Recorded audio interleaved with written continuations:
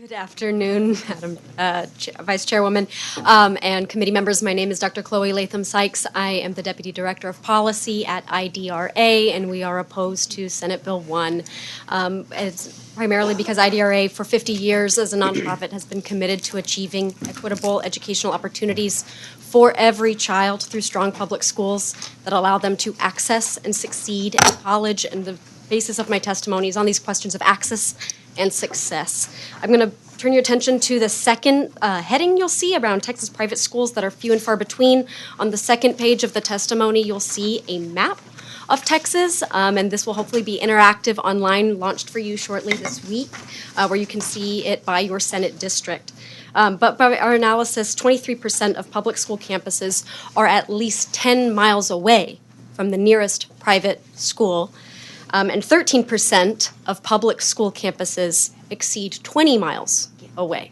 So when we're talking about physical access to a private institution, families that could afford in time or money, and on both, to travel 40 miles round trip or more for their students' education really places a burden on the students. We've been talking about specifically students from low-income households, students who have been historically marginalized and need to have strong resources invested in the schools that are committed to serving them, and that's our public schools. On the second page, you'll see some studies listed, and we don't have to look any farther than our neighbors in Louisiana, Indiana, Alabama, Ohio, Washington, D.C. There are several reputable longitudinal studies on existing education savings account and voucher programs that show declining or stagnating academic achievement for the participants in those programs.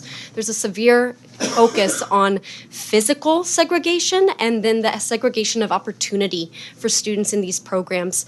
So we do urge you to focus on this anti-discrimination conversation, collecting the data of who would be accessing these programs, because our public schools must serve all students. So questions on the legal analysis of SB 1. I understand in Section 2 it proposes a right to intervene in a civil action.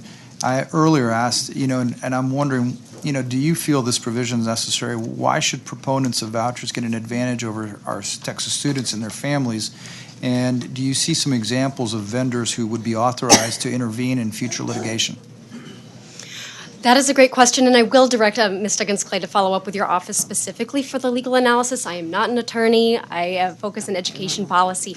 But that said, I think that there are grave concerns for the civil rights protections of students when thinking about how a state program that is using state monies could be or would be insulated from legal challenges by a body of students, a class of students, and their parents, which have in the past brought civil rights concerns as plaintiffs when there is a challenge to how the state provides educational, provides an educational system.